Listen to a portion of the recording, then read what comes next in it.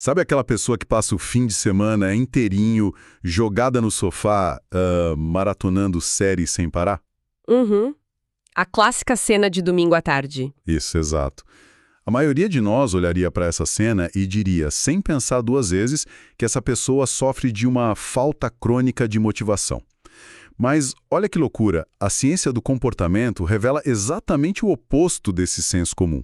Pois é, na verdade, essa pessoa está altissimamente motivada. Sim, motivada a não fazer absolutamente nada que exija, qualquer gasto de energia física.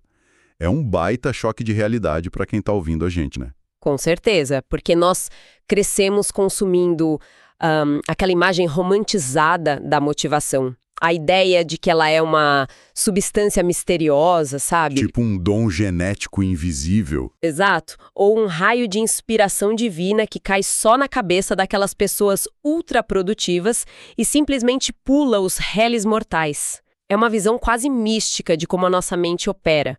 Como se a motivação fosse um evento climático totalmente incontrolável. Nossa, total.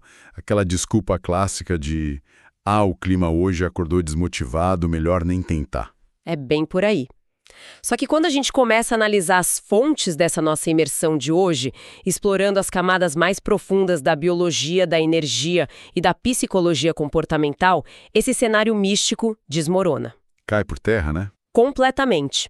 O que a gente descobre é que a motivação não é aquele banho quente que inevitavelmente vai esfriar se você não ligar o aquecedor. Pelo contrário, ela é um processo metódico, previsível e sustentável. É uma engrenagem. Certo, vamos desvendar isso. Porque desconstruir essa ideia de que a vontade é uma loteria do destino muda o jogo por completo. O nosso objetivo principal hoje, o que a gente quer entregar para quem acompanha essa análise profunda, é justamente a fórmula estrutural exata de como reconfigurar esse mecanismo interno. E o primeiro passo, que é vital para consertar essa máquina, é banir uma palavra específica do vocabulário. A palavra gostar. Interessante. Como assim? É que existe um mito paralisante de que, para sustentar a motivação lá no alto, a pessoa é obrigada a ser perdidamente apaixonada por cada minúscula etapa do processo. E os casos práticos que nós analisamos no material destroem essa tese sem dó nem piedade. Eu lembro do exemplo do empresário Tom Bilio. Ele é super bem-sucedido, mas ele detesta exercícios físicos de forma visceral. Ele odeia levantar peso. Odeia mesmo. E, no entanto, a disciplina dele de treinar rigorosamente todas as manhãs é inabalável. Ele vai lá e faz.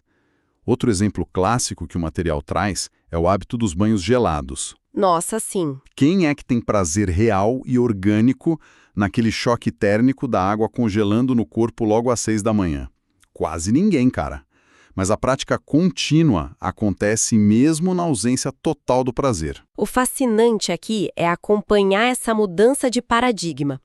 A gente tira a motivação da categoria de substantivo e passa para verbo. Deixa de ser algo que alguém tem, como um objeto na prateleira. Exatamente. Passa a ser algo que alguém faz. É ação. E há, inclusive, uma formulação matemática bastante robusta nas fontes que mapeia essa dinâmica de um jeito bem claro. A famosa equação da motivação. Isso. A fórmula diz que a motivação é igual ao propósito multiplicado pela energia multiplicado pelo PPS. E esse PPS significa pequenos passos simples, certo? Certo.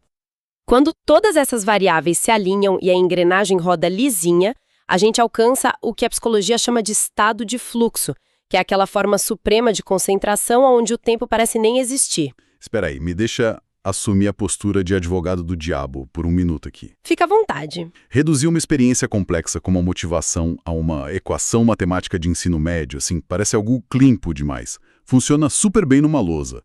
Mas se é puramente uma fórmula lógica, como nós explicamos a resistência mental brutal de uma segunda-feira de manhã? Aquela preguiça que dói, né? Isso. Como o cérebro humano, que é uma máquina desenhada pela evolução para economizar calorias e ficar no conforto de uma caverna, como ele aceita passivamente essa equação e entra por vontade própria debaixo de um chuveiro gelado?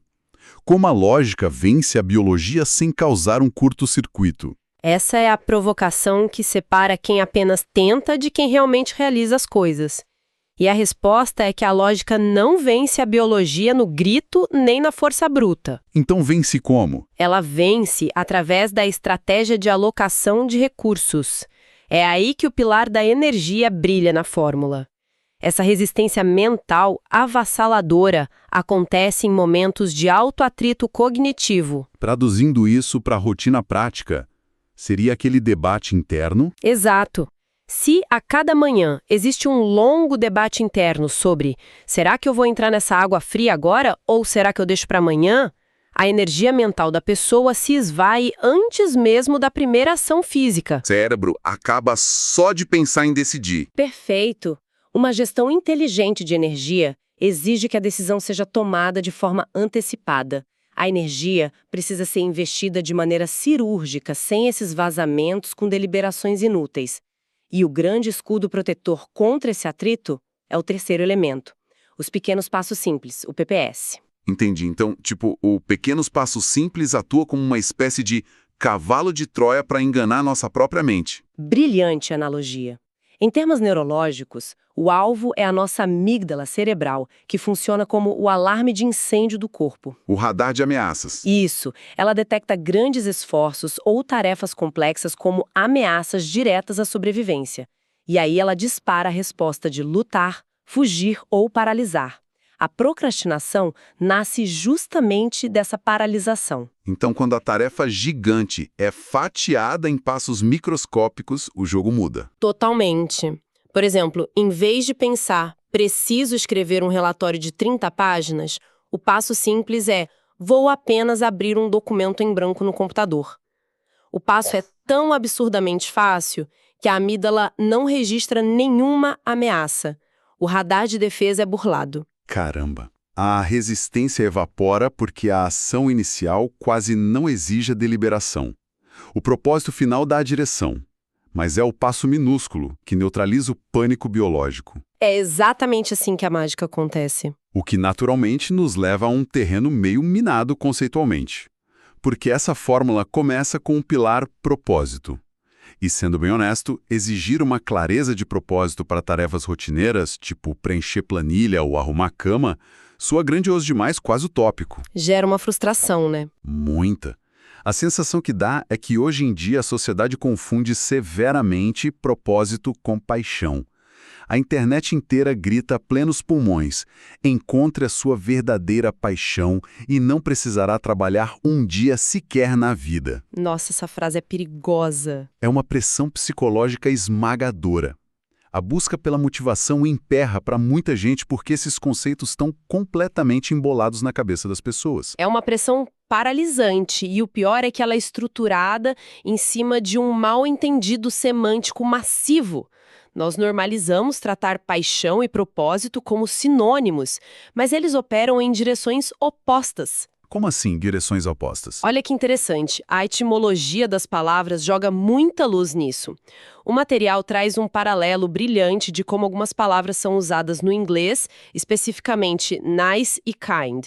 Ambas são traduzidas como ser amável ou gentil. Certo, parecem a mesma coisa. Parecem, mas a origem muda tudo. A palavra nice deriva do latim necius, que significa literalmente ignorante. Alguém que desconhece os fatos.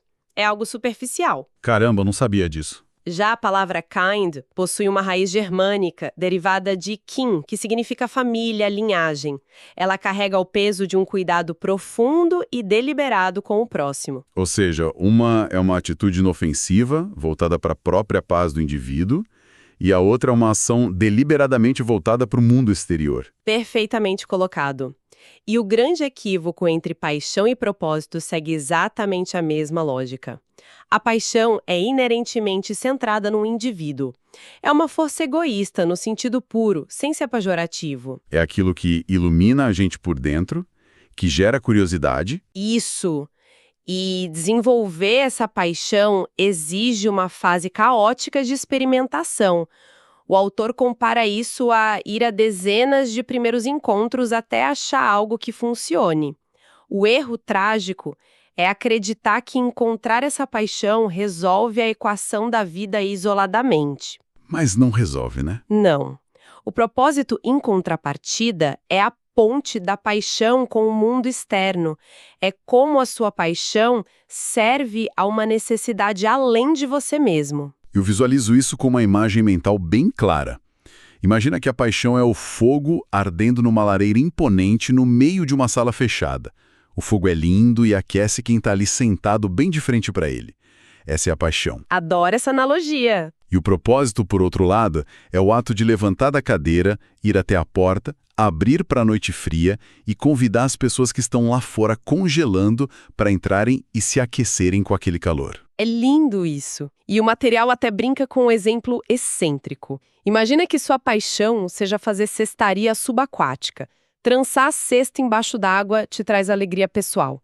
Mas o propósito nasce no momento em que você passa a ensinar essas técnicas de foco e sobrevivência para quem precisa acalmar a mente. Nossa, faz todo sentido. Mas como a ideia de ter múltiplas paixões, que é super debatida hoje em dia, muda essa pressão toda que as pessoas sentem na carreira? Se a gente conectar isso a um contexto maior, a imensa beleza de diferenciar a lareira do convite é que isso pulveriza o mito da escolha perfeita. Pensadores como Jonathan Fields sustentam que o ser humano tem capacidade plena de nutrir várias paixões ao longo da vida simultaneamente. O que tira um peso enorme das costas. Muito. A mentalidade de crescimento prova que interesses não são um tesouro enterrado esperando para ser descoberto. Eles são cultivados com esforço. Então a angústia de passar a juventude caçando uma única paixão perde o sentido. O foco muda para dominar habilidades e compartilhar esse valor com a sociedade. É aqui que a coisa fica realmente interessante. Porque mesmo que a pessoa mantenha a sua lareira pessoal sempre acesa e com a porta escancarada, um processo silencioso de autossabotagem pode acontecer se a narrativa interna estiver corrompida. Sem dúvida. E isso nos lança de cabeça no peso da nossa identidade. Tem duas palavras super curtas, mas de um poder absurdo que ditam quase todos os nossos comportamentos. Eu sou. A identidade funciona como o alicerce geológico invisível de toda mudança. Tentar mudar um hábito sem antes modificar o eu sou é como pintar uma parede cheia de infiltração. E tem aquele estudo formidável de Stanford, conduzido pelo Christopher Bryan, que a fonte traz, né? Sim, esse estudo é um marco. Eles queriam medir o impacto da linguagem da identidade. Fizeram isso às vésperas de uma grande eleição. Dividiram os eleitores em 2 grupos. Para a primeira metade, focaram a pergunta na ação pura. Quão importante é para você votar na eleição de amanhã? Foco exclusivo no verbo, no ato mecânico de ir lá e votar. Exato. Já para o segundo grupo, fizeram uma alteração milimétrica. Trocaram o verbo por um substantivo de identidade. Quão importante é para você ser um eleitor na eleição de amanhã? E o resultado prático disso nas urnas? O salto estatístico foi estarrecedor. O grupo que ouviu a palavra eleitor teve uma participação 13% maior do que o grupo focado no verbo votar. 13%. Mudar de um verbo para um substantivo parece só um truque semântico, um detalhe gramatical. Por que um ajuste tão pequeno tem tanto poder sobre os nossos impulsos primitivos? Porque penetra na dissonância cognitiva. O motor psicológico mais forte do ser humano não é buscar prazer, é manter uma consistência inabalável com a imagem íntima que ele tem de si mesmo. É sobrevivência do ego. Então, se o crachá mental decreta em letras garrafais "eu sou fumante", tentar parar de fumar vira uma batalha contra a própria essência da pessoa. Perfeito. Faltar na votação para quem diz "eu sou eleitor" deixa de ser um esquecimento e vira uma traição à própria natureza. É por isso que no material vemos relatos de pessoas que precisaram trocar o crachá interno de "eu sou intelectualmente lento" para "eu sou um aprendiz". Sem desidentificar do negativo, não há mudança. Faz todo sentido. E enquanto a identidade é o nosso crachá, os valores operam como a nossa bússola. Mas a gente chega num abismo prático quando as pessoas confundem valores meio com valores fim. Isso é armadilha pura. Dinheiro ou carreira são valores meio. O cérebro que é o valor fim, que é a liberdade de tempo, a segurança. E o perigo se torna letal quando essa bússola aponta para uma rota que exige o esgotamento biológico completo, o que nos empurra para a história mais chocante dessa análise. Ah, o relato do autor do material? Sim, o cara vivia num ritmo de alto rendimento insano, Viajava 235 dias por ano pelo mundo, atravessando fusos horários, e tudo isso dormindo de 2 a 4 horas por noite. Só que décadas depois ele descobriu que tinha apneia obstrutiva do sono severa. É um quadro clínico desesperador. A garganta dele colapsava e ele parava de respirar mais de 200 vezes por noite. O cérebro era literalmente estrangulado de oxigênio repetidamente por 20 anos. A nossa biologia foi programada para fugir da dor. Se a gente comparar o corpo com um carro, essa apneia severa e exaustão seria o painel piscando luz vermelha com fumaça saindo do capô. O instinto manda encostar o carro. Biologicamente falando, o sistema deveria ter colapsado muito antes. Exato. Então, como alguém inverte essa lógica? Como transforma o cansaço absoluto e a frustração numa força motriz para não quebrar no meio do caminho? Isso levanta uma questão importantíssima sobre a hierarquia de valores e a lógica da dor como combustível. O princípio central operando na cabeça dele era: razões geram resultados. Então a dor virou alavanca. Sim, a clareza radical do propósito dele se sobrepôs à biologia exausta. No caso dele, a dor vinha das dificuldades brutais de aprendizado que ele sofreu na infância. O propósito não era status, era garantir que ninguém mais passasse pela humilhação que ele passou. A ferida aberta lá no passado serviu como antídoto contra o colapso no presente. É assustador e fascinante. Ele usou a dor a favor dele. O material até sugere um exercício tático, a visualização intencional e gráfica das consequências sombrias da inação. Fechar os olhos e sentir o pavor de falhar pode forjar uma âncora emocional forte o suficiente para triturar a preguiça. Então, o que tudo isso significa quando a teoria encontra a realidade? Nós já entendemos a fórmula, substituímos a paixão isolada pelo propósito, arrumamos a identidade do eu sou e vimos como canalizar a dor. Mas como traduzir isso em execução sustentável numa terça-feira comum de trabalho? Atravessando a ponte da intenção para os objetivos. O propósito é o porquê ético, mas o objetivo é a coordenada geográfica no mapa. E a ferramenta clássica para isso são as metas SMART: singular, mensurável, aplicável, realista e temporal. Vou ser sincero, toda vez que eu ouço falar em meta SMART, me soa muito corporativo. Frio, né? Muito. Parece uma planilha cinza sem alma. Não passa a impressão de ser algo que vai te tirar da cama num dia ruim. O seu ceticismo diagnostica a falha central do modelo engessado. A inovação que o material propõe não é descartar o formato SMART, mas adicionar o fator coração. As metas precisam de 2 crivos emocionais: serem saudáveis e resistentes. Saudáveis e resistentes. Pensando no nosso carro, o SMART é o chassi de aço e os pneus, mas os saudáveis e resistentes são os airbags e o motor emocional. Excelente! Uma meta saudável apoia o bem-estar físico e mental, não o destrói. E a meta resistente tem uma liga emocional tão forte que te inspira quando a vontade lógica evapora e você quer chutar o balde. E tem a questão do limite também, né? Diante da energia limitada, a resposta para qualquer requisição de tempo tem que ser um claro que sim ou um claro que não. As áreas cinzentas somem. Tem que sumir. Mas como lidar com a cultura moderna do FOMO?